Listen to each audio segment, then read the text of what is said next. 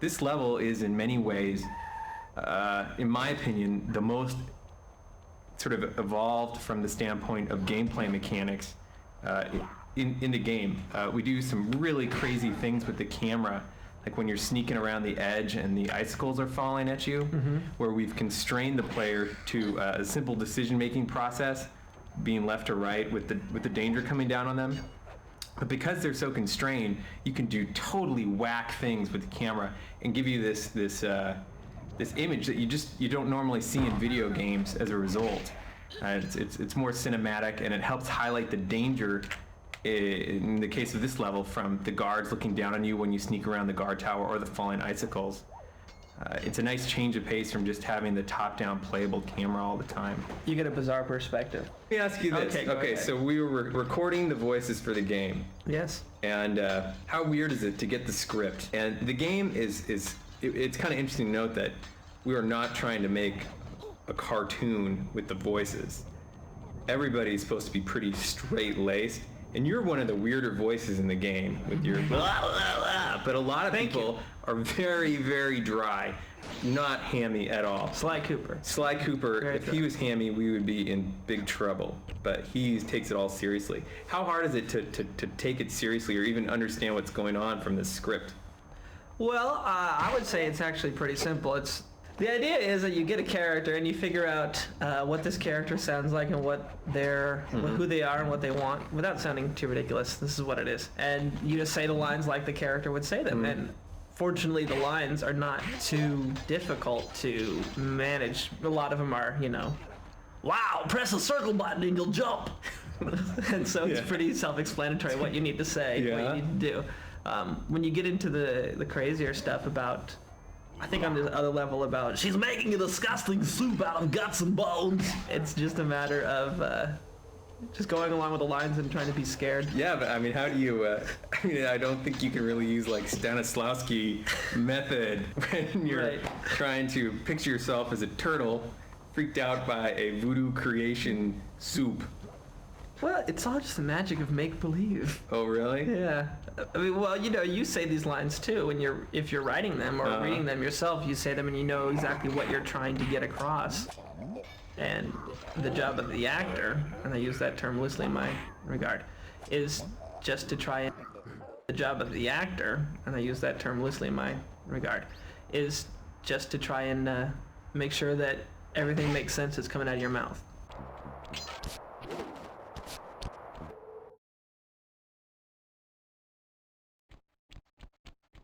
This level was started mostly just like the kind of the opening shot where you're coming out of the cave and you really see this big temple. It was pretty early in the design of the level where I wanted to kind of have this kind of picturesque moment here, and also being able to see your end goal from the entrance as well.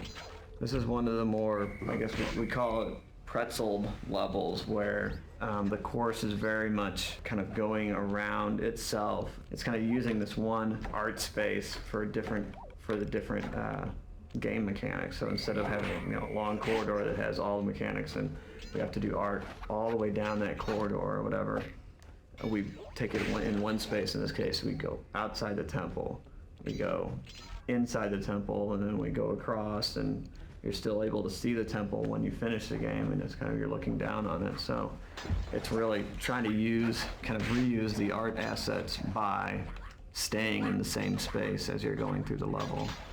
This is another one of our earlier uses where we're going to a more extreme camera angle for dramatic effect when you're going into the temple and you have the snow falling away down the cliffs as you go, just for about added drama. And we know exactly what you're going to be doing because the gameplay is constrained to that curve that's kind of hugging the cliff wall here. So we know it's safe to take the camera up into a more extreme position than the typical gameplay camera. I love in general the kind of circuitous route through this whole level. The fact that you get through one area and then slide down to another and then sidle across cliff face over to another, and etc. There's kind of an interesting route through the whole level.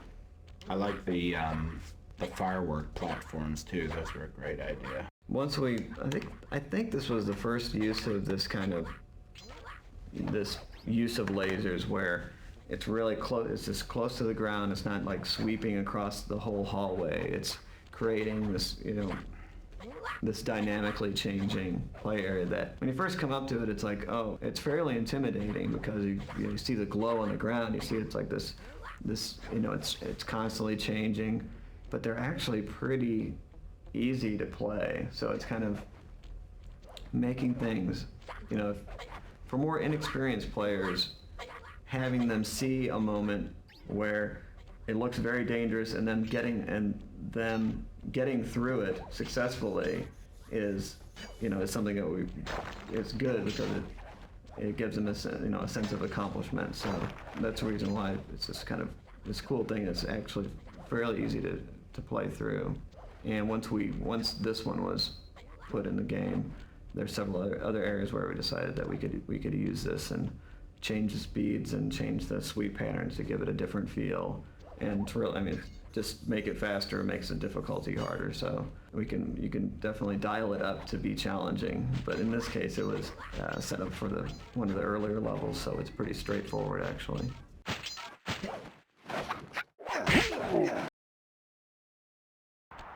So Andrew, you modeled out this level. Yes, another level that you designed.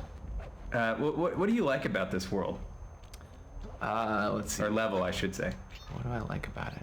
I like, there's something great about the space. There, the fact that it's taking place, very quickly inside and then outside of these tall, narrow buildings, and that they form both the kind of foreground, sometimes the surroundings, and then actually the background, kind of the sideshow, the thing that you're looking at in the distance. So you're constantly seeing places that you've been before in the level from a distance, from a different vantage point, and I think that gives you this sense of continuous world more than some of the other ones maybe.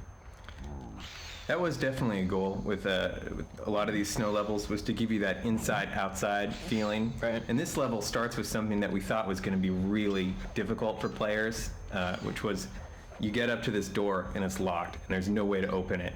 And there are 2 open windows that you can go in, and it's pretty easy to overcome. And this level was actually made before the Paris level, but we had to test it and have people experience the frustration not being able to get through the door to know if it was gonna be okay or if it was gonna be too aggravating to include in the game. But that is a seriously simple mechanic that seems to reflect sort of breaking and entering.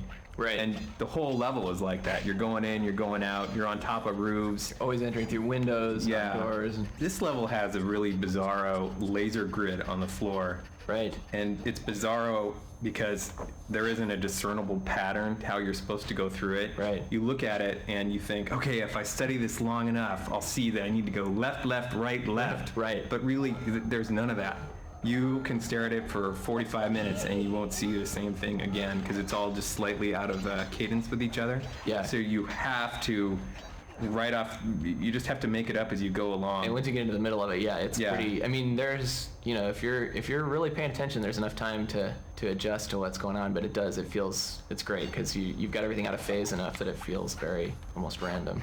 One thing about this level too, this is maybe one of the cases where we learned a little bit about not having the level designers model out quite as much of the actual terrain or the walls and things like that. So the buildings initially in this were fairly tightly modeled, and the gameplay was fairly tightly constrained to the buildings, and they were initially fairly straight, like a lot of the stuff is that we get after after level design has been through it. And so making it kind of funky and unusual was a little bit of a challenge, and eventually required us to go back in and change a little bit of the way the spaces were laid out and everything. But I think it ultimately worked out really well. But it was a challenging level because you've got gameplay both on the inside and the outside of these buildings.